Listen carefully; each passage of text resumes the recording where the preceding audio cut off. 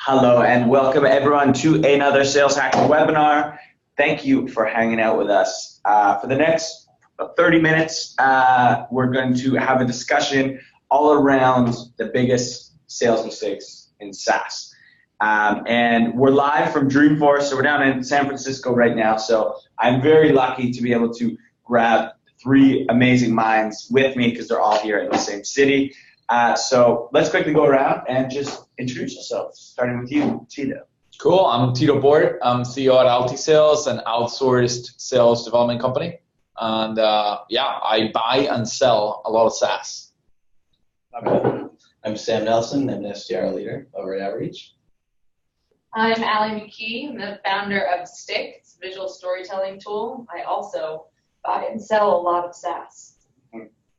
And Scott Parker, buy and sell SaaS as well. I live in this world, sales, MarTech specifically, but so we're going to talk about SaaS, and let's just set the tone. And Tito, I'll start with you again. How did this model come about? Why are we all selling software this way now? Yeah, I feel like a lot of people, especially young people starting their careers in SaaS, don't really know. But the way you used to buy software back in the day was you would actually have a company come and deploy software on premise. Right. You'd set up your servers, somebody would come, they would give you like a license to their service, but it would be hosted on your own servers. And it costed millions of dollars, and it was an upfront. It was just like buying a TV, or it was just like buying, one big purchase. It was like $1 million C-Level, you would buy it, and then you could have it over time, and you might pay $1 million up front, and then $20K a year for support to maintain it. Yeah. And then Salesforce came in with this idea of, hey, we're going to be cloud-based, and you just pay a flat fee year over year over year. So they literally, by doing that, they took over the market when it came to CRM. Because as a CEO, you had the option of, you either pay $1 million to C-Level and you deploy it, and you know how SaaS is, like half the time you buy and it doesn't work, right? Yeah. And maybe even more than that. Yeah, 70% of the time you buy it doesn't work. So you could either pay $1 million and get C-Level, and maybe it works, maybe it doesn't, or you could pay $200,000 a year for Salesforce, and within a year or two you'll know if it works. So if you make a mistake, half the time you're unequivocally making a mistake, regardless if you want, how diligent you are. Mm-hmm. Your Salesforce mistake was a $400,000 mistake. Your C-Level mistake was $1 million mistake. So you'd go for the lowest risk option. You'd go buy Salesforce. And then once that started happening and they started growing really, really quickly, every other company started thinking, wait a second, rather than charge upfront, why don't we do yearly subscriptions based on whatever drives value? So now we have companies like Outreach that do based on the number of users, everything has moved to subscriptions now. There's models by consumption, there's different models. Most people are doing user-based, but that's how we got to SaaS. Yeah. And it raises the bar for the providers too, right? Because if we can't deliver solid products, we're going to lose our customers. We don't have 2 years to just coast. Yeah. Here's the fun part though. Yeah. Everybody's doing annual subscriptions, or most people, especially in enterprise, doing annual subscription, which still shocks me. I think the reason why Salesforce did annual was because that's how long it took to get value from your CRM.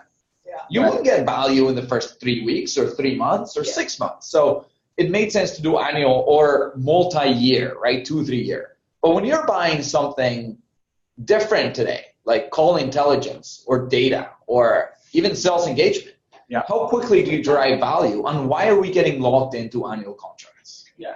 So your thing is we should be moving to what, monthly then? I don't necessarily think that the leader in the industry is going to have to be moving to monthly, right? Yeah. The leader in CRM was C-Level, and then Salesforce comes as a disruptor and says we're going to do annual contracts rather than upfront big payment, and then we kick you out of the market. Yeah. I think that if somebody comes in other industries, let's say call intelligence, where we have let's say Golden Chorus as the big players in the market right now, and they're doing annual contracts, and somebody else comes and says, hey, wait a second, I think you'll derive value from the product within 2 months. Yeah. So I'll let you buy quarterly. So instead of you having to come and put a 10K investment into Chorus or Gong, I'm going to charge you 2K for the quarter. Yeah. You want to try it? Yeah. I'm much more willing to pay $2K to try call intelligence with another provider than to have to deploy $10K upfront or whatever the amount is according to company size, right? Other people having to invest $100K upfront. Yeah. I think it's too much. That's super interesting because it's all about time to value, right? And that, like you said, it makes people level up. It's the exact same model that we're just talking about of Salesforce dethroning Siebel by minimizing risk. And if you're minimizing risk on an even smaller scale with the quarterly, you can like kind of keep doing that. But it also forces you to have all the proper enablement and training like fast. You know what I mean? Raises the bar for us, Yeah. lowers the risk for the customer. Exactly. Yeah. So is this? I can see the clear benefits to the buyers. Is this beneficial, Sam, in your eyes, to the sellers? This model? I think in some ways it is because it's made it much easier for smaller companies and like unique niches to go to market. Right. And so like one of the consequences of that I think we're seeing in sales is that there's this explosion in different opportunities in sales tech. Right. A lot of little niches that weren't possible with the old model are now possible. And so there's a lot of this new stuff. Sales is being flooded with all of these new opportunities that weren't available before, and we're just kind of like drinking from a higher fire hose with all this new stuff. Yeah. So it's and that comes with its pros and cons too for the consumer. Yeah, definitely.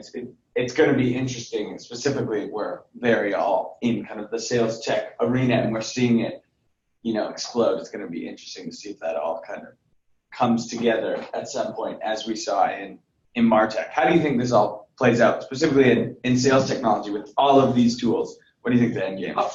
I think that here's what's funny, right? I have maybe 10 to 12 different things that I want to try.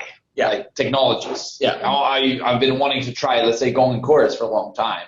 There's others like note-taking, whatever, that will sync it with my CRM. Like all these, the Costello, those kind of. Right, all these things that I want to try. Now, I don't want to go and deploy 10K, right? And to try. Like, I want to try just like for cheap, for free, let me use it I derive value. And like, if you had the sellers work with customer support, success, whatever, helping early stage buyers become very successful with the product really quickly, then it's sticky and you can charge them. I know outreach. I mean, you guys, your CEO, Manny Medina, talks all the time about the number of daily active users or monthly active users. Like, that's like our North Star. Yeah. That's right. Yeah. And that's what we should be striving to do, like help early stage buyers become daily users. Once they're daily users, if you're a daily user of anything, you're going to pay for it happily. Right? $150 a month for outreach is cheap. Yeah. If you're using it daily, Yeah. you charge $500 for it. Yeah. And I think that's what sellers are going to be able to do. They're going to be able to engage buyers more in the early stages and start raising your prices, but lowering the time commitment. So rather than charging, let's say, $10K a year, like, let me give it to you for free for 2 months. Let me help you actually use it. Make sure you're driving value. And now that you're driving value, let me charge you $1,500 a month. So now instead of $10K a year, you're not paying $18K a year. Yeah. And guess what? They've helped you use it. And it's a really good idea for SaaS. There's a conflation of sales and success are just getting closer and closer, right? It's like your job as a seller is hook and then success, like right away, to your point. Yeah, absolutely. I think that's going to become more and more of a focus, right? We kind of all got drunk on like net new, right? And everyone's like, net new, we need new logos, Now it's more about, hey, let's get them in the door. Yeah, that's great. But then let's set them up for success. So it sounds like you would be in favor of like lowering the barrier to entry. And then you're down with getting hosed. Once you prove the value, you'll pay for the value that you're getting. Yeah. So I see it as a buyer and as a seller, right? And the other question is, like, everybody's building sales development. Now we're all trying to get meetings. And the question is, how do you increase your conversion from meeting to revenue, right? And if you're trying to sell multi-year, like, it takes 6 months to set up and 2 years to deploy. Like, nobody wants to do that. Like, everybody's looking for wins that will, with the least effort, give me the most bang, right? Yeah. And when in the blog that I wrote, it was talking about risk. And risk is the time I need to put into this, the effort it takes to change my behavior and start using it, and then the money I need to deploy. And if you can minimize those three, right, what you were saying, Ali, like getting customer success to help me use it, right, minimize the effort I need to put as a buyer, and then you show me the ROI, and it can change the way people buy. Yeah. So definitely check out that blog post Tito recently wrote. It's a really good one. Some of it was some of it taken from Behind the Cloud, Mark Benioff's book. Have you read that book? No, I haven't. It's No. super good. You should read it. Yeah. Mark, that Behind the Cloud, amazing book.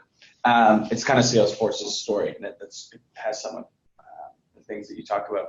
Okay, let's talk about things we need to avoid now as reps in the SaaS space.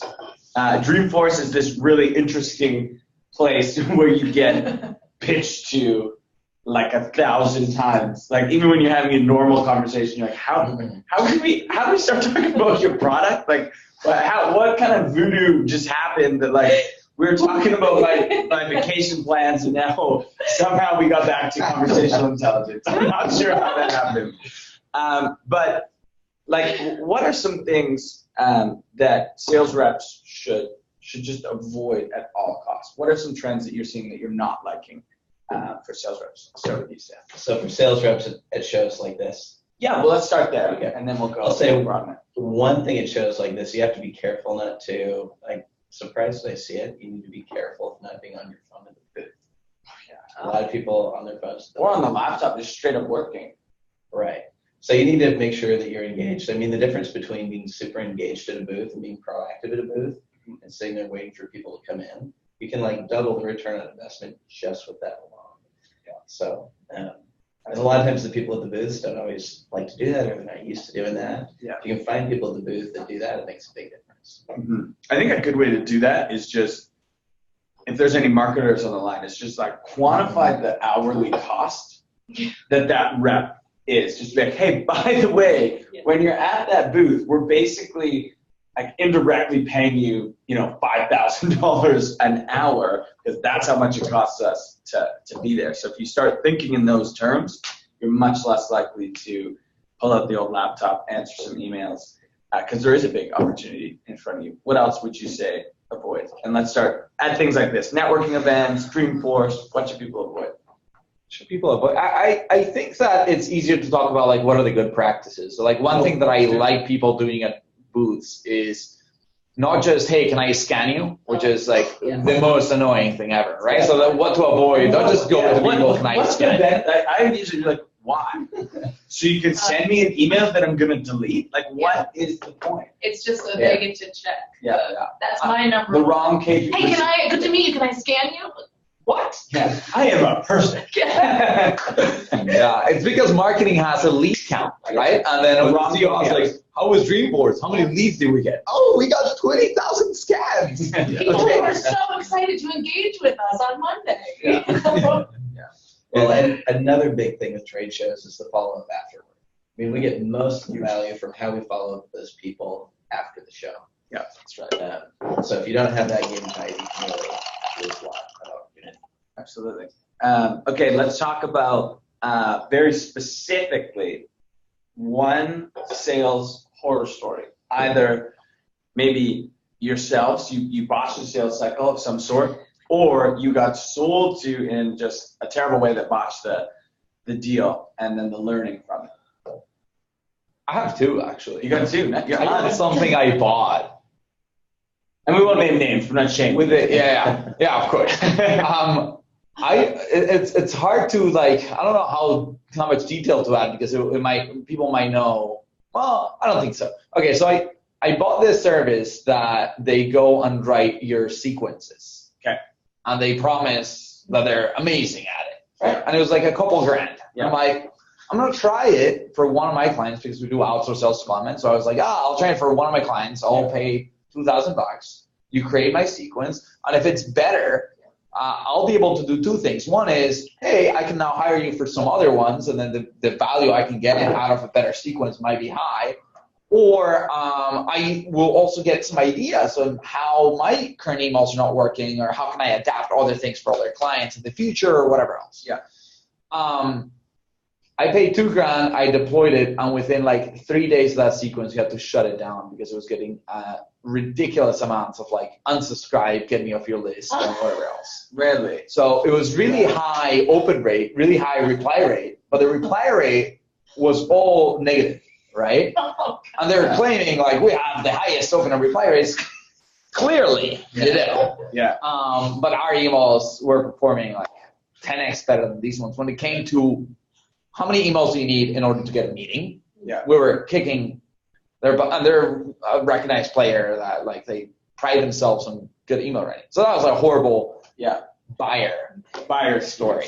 That's super interesting. Something that we're actually talking about a lot at Dreamforce. We announced at Outreach like sentiment reporting, which is something if you're using any sort of sales engagement tool, whether it's Outreach or whatever other tool you're using, the sentiment is so unbelievably important, and it goes down to like tracking the wrong things again. We talked about like lead scanning and boost and just wanting volume. Well, just wanting good open and reply rates is the wrong thing, because if you send someone an email that says your house is on fire, they're going to open it. Like it's going to have a very high rate, but they're probably going to hate you forever once you do that. So that's super interesting. What was from the seller experience then? What was your learning from that? How could they have done better? I mean, deliver on whatever you're promising, right? Luckily, the purchase, they did a good job in de-risking, right? So it was $2,000. Yes. Which at some point in my life, $2,000 was a ridiculous amount of money. But today, with a team of 25 people, $2,000 is something that if it doesn't work, whatever, I wasted $2,000 on this thing that I tried, and it's no big deal. Yeah. I mean, if they had a money back guarantee thing, I think they get more people to sign up, and then probably I would have gotten my money back because it wasn't great. But that was a risk I was aware of. They did a good job in selling us. Actually, I don't think they did a bad job in selling us. Yeah. They just didn't deliver, and that's what we're talking about, right? Like just like Salesforce de-risk it, you de-risk it, and then maybe buyers like me will be able to take more chances. Yeah. And I bet that for them, like if they actually would have delivered, I would have been a client that could have spent 10x more, and I would have given them referrals, and I would have talked about them on like LinkedIn and named them and whatever, and they could have gone like hundreds of thousands of dollars in value, but they didn't. So I still think they did a good job by de-risking and making it cheap and easy to try and whatever. Yeah. The other thing there that kind of ties into the nightmare I have being sold to is not necessarily knowing their audience. It sounds like, because like maybe their emails would have 10x the results for someone who had never done outbound before, but instead they're selling to an expert, and so they're not set up for success, right? And so they probably didn't ask the right questions for you of like, what are you doing today? And I feel that is the number one pain I feel as a buyer. I mean, I have sat through discovery calls where I'm just watching my watch to see how long it's going to take before I get one question, and it's like 13 minutes. I'm like, wow, that is impressive. That's just that was impressive. A long monologue. You didn't even ask me how my day was or how the LA sports teams are doing, But I think that is so basic, but it's everything comes down to that. Yeah, those are two great points. So, like clearly defining your ideal customer profile, then qualifying against it. Like maybe Tito should have been qualified out in the first place, right? You'd be like, hey man, like we sell into insurance who's never even seen a sequence, and since you're a pro, it's probably not going to be for you. Sam, a story from you.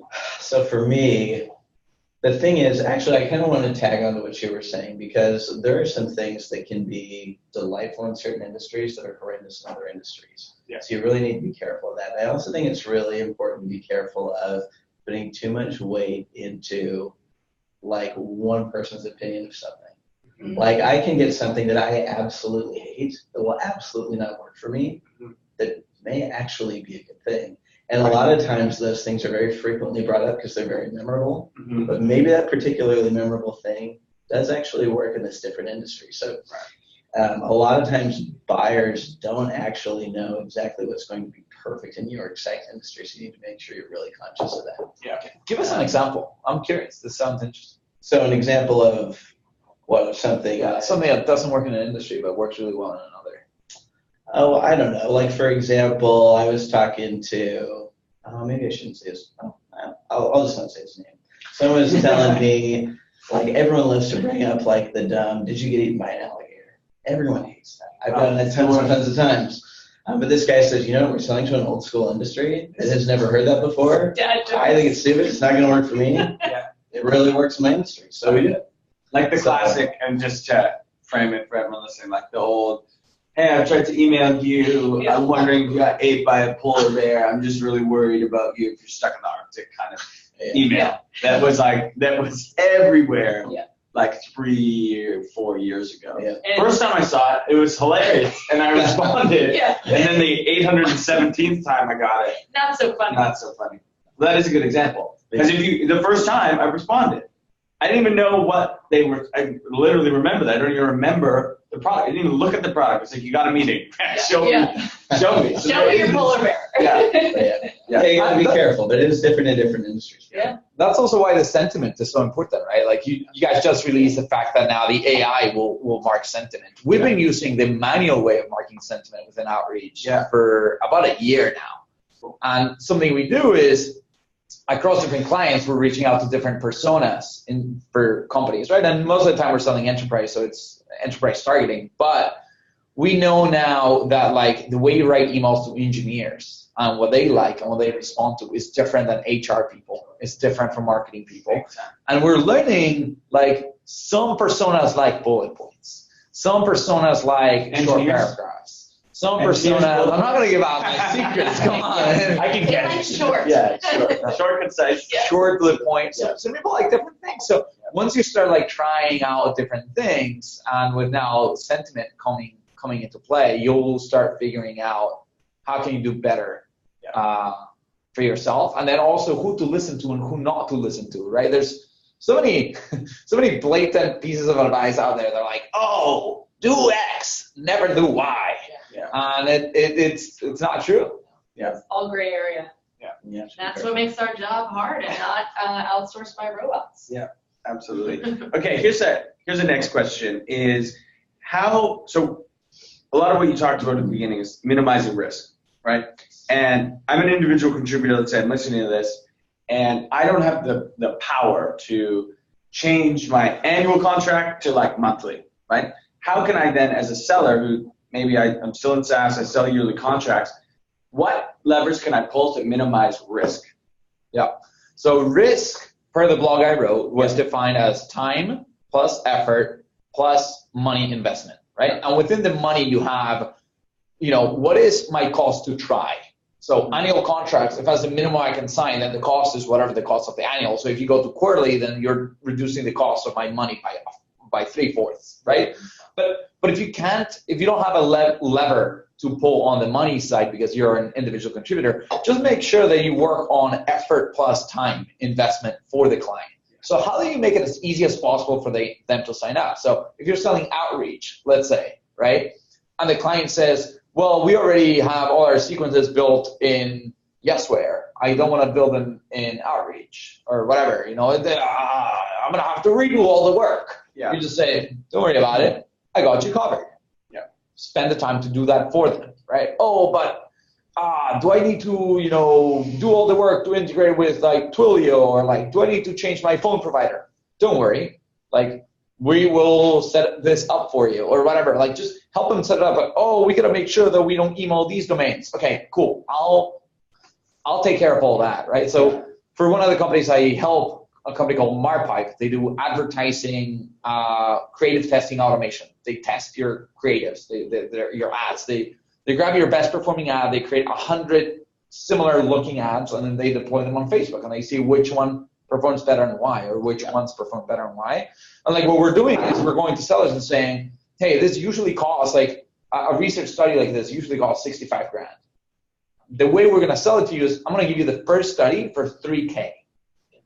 And we're going to charge you on a percentage of ad spend. If our ad becomes really, really good, and then you deploy it on Facebook, and then you let it go for forever, and you spend $1 million on it, then you're going to pay us a lot of money. But your risk to try is almost zero. $3,000, we're going to build you 100 ads that you can keep. We're going to deploy them directly on Facebook. We're going to do the whole thing. You don't need to do anything. And people are like, $3,000, I get 100 ads? Like, no design agency would ever do that. So, okay, go, $3,000, take it. Yeah. And we're getting, out of the first 22 meetings we had, we've closed 5 deals, including companies like Pepsi and Segment and Anastasia Beverly Hills. And it's like gigantic billion-dollar companies that we're selling them something that can very quickly go from a $3K test to a 6-figure deal over $100K. Yeah. And the sales cycles are like 3 weeks. Yeah. And the close rate is like 30%. Yeah. It's insane. So I think people need to start reducing the effort, time, and money that it takes for clients to buy. Yeah. Effort's so huge. I mean, it kind of goes back to the sales and success. I mean, onboarding is kind of part of the seller's job in a way, right? Because they have to set that hook. Yep. And, I think particularly with products, one of the things that I think about a lot is in products where there's content creation, that effort is often underestimated, right? Like sometimes that effort is more expensive than the discount that you're giving through a trial. So like really having, even if it's something I think about our product, like having strong defaults, either, like having good examples, like in Outreach, when you go in and then you don't have anything in there, you still have like, here are the best, here are some examples. Oh, and I can learn from those. Like, that's awesome. I don't have to write my own sequences to see the value of it, right? Mm-hmm. So being thoughtful, and it really does come down to not only success, but product as well. Yeah, that's a great point. And the way I used to think of it, of minimizing risk, is I used to frame it in my head when I was an individual contributor as I want them spending their time with me and be comfortable paying me as a consultant because I'm an expert. That's another way you can minimize risk, is by being an expert. Be like, I've done this 10,000 times. I know exactly the challenges you're going to go through, and I'm going to hold your hand the whole way through. That is much less of a risk than them having to go and like figure it all out themselves. So if you can reframe your thought process as a seller as almost like an expert consultant in what you do, that can be a really healthy way to minimize risk as well, I find. Sam, any further kind of thoughts there? So another thought is that I think it's really cool. Like a lot of small companies can really do that. For some of the bigger companies, they just don't have the horsepower and customer success to do it really well for some certain products. Yeah. And so it's just like an unfortunate reality for a lot of products that are useful to have. Yeah. And so we've got all of these different products, and I think it's really important to make sure that you start off as simple as possible. Like we've got all of these different things, and they have all of these different capabilities. I'll promise you the moon. Yeah. It's really important to stay as lean and small as possible, and then just kind of expand on success. Yeah. I think that's one trap that's easy to fall into with the shiny features. Totally. All right, so I want to spend the next couple minutes, these are going to be intentionally vague questions. We've got some great sales minds in the room, and I'm going to keep them very vague. What is and Tito, I'll start with you, your favorite sales tip right now that you're giving to individual contributors when you meet them? Favorite sales tip. So again, vague, very open question, yes. Right? So let me narrow it down. Yeah. For outbound first meetings, cool. Just a lot of what I do. Right? Yeah. We set up meetings via outbound, set up meeting. I think that you need to learn that in that first meeting, the way you're going to win the deal is by showing you're an expert and by being hyper organized. So things that I recommend for sellers today for outbound first meetings is have an agenda that even tells me how many minutes you're going to spend per point, right? Right in the calendar invite. Right in the it goes in the calendar invite, and then when you open up, you're like, hey, Ali, nice to meet you. How's your day? Whatever. Hey, I'm going to share my screen, PowerPoint. It says, we're going to spend 3 minutes about SDR insights on how the market is shifting. 4 minutes talking about your current processes. 5 minutes talking about, where you are today and where you can get to if you change the way you're thinking about your SDR program. And then if it makes sense, I'm going to tell you at the end what Alti Sales does, right? So the key is have a very detailed agenda and never in the meeting start talking about your product. It's all about process. What's your process today? What process do you want to get to? Oh, now you want to do this better process? Okay. Hey, for that, you might need technology. Guess what? You could use outreach, right? Yeah. So you're a consultant. So And that's working really well for us. We just say, blah, blah, blah. Like, again, going back to Marpipe, the company I was talking about, hey, let's talk about how you're doing your creative process today, right? Or the first thing we say is something interesting happening in the market. So companies like Dollar Shave Club and these other companies in Peloton, they're taking over, old industries by reducing their cost of customer acquisition by being digital, smart companies. So having said that and knowing that these companies are doing really, really well, let me ask you for 2 minutes, how are you guys deploying your ads? And what most people say is we have a creative team, we build our ads, send them to the executive team, they check which ones they like, and then we deploy our 4 ads. We deploy 4 ads, whichever is working best, we throw a bunch of money into those, right?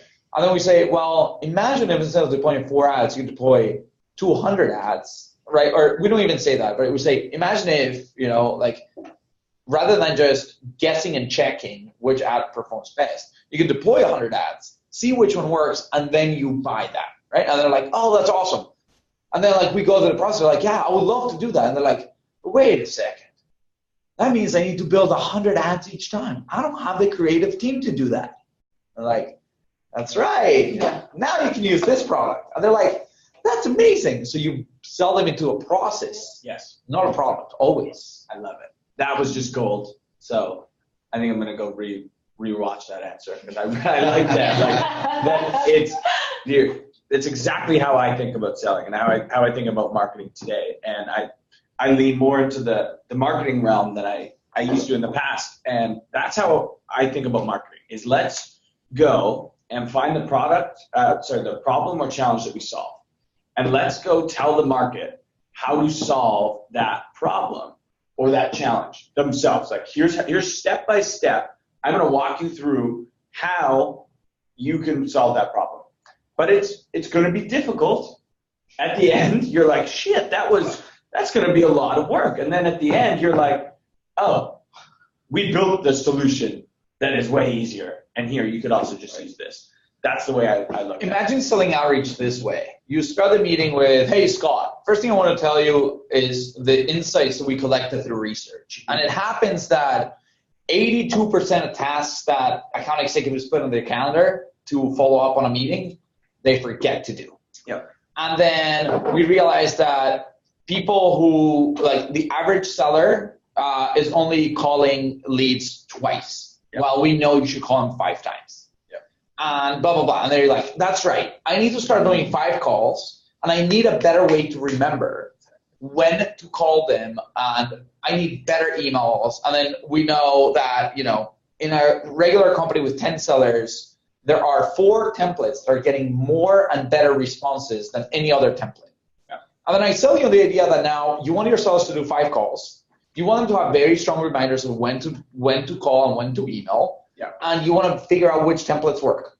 And then I show you outreach. I'm like, imagine this. You just add a prospect and kaboom, now you have a sequence with 5 calls and 7 emails. You can figure out which one's better and done. Yeah. You can buy it in a heartbeat. Yeah. Because you're convinced that that's a problem it's worth solving. Yeah, totally. So sell on the process, not your product or service. Yeah. I love that. All right, Sam, your one tip, and I love that, by the way. Okay, so my one tip, and this is going to be SDR specific. Cool. Well, I think it applies to a lot of things, but especially for SDRs, a lot of the big, just worst problems are over-focusing on things that just aren't all that important. Right. So I always tell people, ask yourself, does this really matter? Right. And is this the most important thing that I can be doing with my time? A lot of times, it's kind of an emotional job, especially for a first job. It's a hard freaking job. And so just being conscious of does this really matter? Is this thing that I'm worried about really matter? Is perfect going to be that much better than good enough in this situation? Yeah. So if you're really conscious about that and get good at that, it makes a very big difference long-term of your career. Yeah. And what's an example of that? Is it like, not really worrying about that well-crafted email that you spend? So you can spend an entire day on an email. Yeah. It may objectively be really good, but maybe not the best use of your time. That's a good example. Another one is just a lot of people are worried about rejection or being rejected in front of their peers. But at the end of the day, it doesn't actually really matter. If you think about it, no one cares. No. Just being conscious of what you're focused on. making sure it's important. Yeah, that's a big one in the kind of SDR pit. I feel like some SDRs are more scared of the peer judgment than the buyer rejection, which is crazy. Any tips on getting over that? If you're an SDR, Well, how do you get over that? It's really just thinking about it logically. You have to just say, okay, what is the worst case scenario? Someone hears me. Are they going to remember it? Just track back to the worst case scenario, realize the worst case scenario is not that bad. And the other thing is just like jump in and it's really just like understanding that a lot of things that you're worried about are not actually all that important. Yeah. Like understanding that just makes you happier and makes you a lot more successful. For sure. And then also you can just like reframe it. Of when I hear my colleague get hung up on, how do I feel about it? I don't give a shit. so everyone's got their own thing, and no one has ever actually cares about you. They've got their own things going on. That's a good one. Same question to you. Favorite tip right now? Things you're thinking about. The combination of personalization and relevance. I think personalization has been super popular, but I think it becomes this like, oh, I'm just going to drop the city that you're in, or it's like surface level insights about someone, right? Instead, I'd say flip it. Think about the relevance first. Really put yourself in their shoes and say, what is most important to that person? Yeah. That helps you shape what you're saying. And then personalization helps you shape the how. Right? So using tools that Crystal knows is one of my favorites in terms of, kind of looking at people's personalities and using that to kind of frame messaging. But again, if the message isn't relevant, it doesn't matter. So relevance, what are you saying? Personalization, how are you saying it? Yeah. Great tip. I think personalization almost got blown up as too, like people thought put too much weight on it, and was like, it used to be about just showing you're a human on the other end, right? Now I don't care, because I know these tools exist where like you can fake be a human. So now I honestly don't even care if you're a human anymore if you're relevant, right? Like I always look at B2C, right? We've talked about this. I look at B2C and I look at B2B as like, okay, that's probably where we're going. And in the B2C world, like I get all these emails that I know are just from, bots, marketing automation. Yeah. But I don't care if they're right. If they know, like, hey, you bought this thing, that means you're gonna like this. I'm like, I was literally just looking for that. So like, that's helpful. And I don't really care that you're a human anymore. It doesn't need to be personal. It's the relevance. So I think we're going to see it swing into that direction more. So cool. Okay, last question, and then we'll wrap up. Is same question, but for sales leaders. So what's a tip? What are you thinking about? What do you think should be on sales leaders' minds right now? What's a helpful tip for them? I think for me, it's always like just be so data driven. Like I measure and improve every tiny aspect of our company all the time. Yeah. So like for us, we built a cold calling funnel. Like I know out of the conversations each SDR has had, how many got cut at the, hey Scott, this is Tito. How many got cut there? How many got caught after, like, I asked you a question, or I asked you how you currently, sending your emails or whatever, Yeah. And then I know across my team who's getting stuck where, and then I can do group trainings. Okay, with the four of you, we're getting stuck at the top of the funnel a lot. Let's do trainings together, things like that. But if you don't measure, you can't improve. On the email is the same. Like, I think we're maybe the 0.001% of customers right now that within our reach, we're marking sentiment, positive, neutral, negative, on every freaking email. Literally, the managers go to the SDRs and they're like, okay, let's open up the report. This week, you've only marked 82% of the emails with sentiment. What happened with the other 18%, right? Like, what the hell? But now, like, when we started with certain clients, we're getting an email demo a month per rep. And now we're up to 4 email demos a month per SDR. Are you kidding me? That's incredible. Yeah. Right? And they also make more commission, so they love it. Yeah. They'll mark more sentiments. Yeah. So be very data driven, measure everything, and measure the things that matter and improve them. Yeah. I like that. So not just like, okay, I got hung up on. It's like, what is the exact moment that you lost that prospect? That's huge. It reminds me of, have you read Ray Dalio's principles.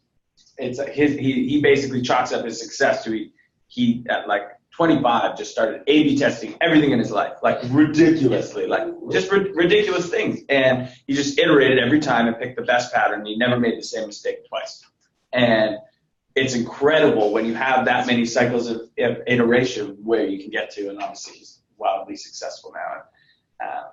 Yeah, that's interesting. Sam, what about you, man?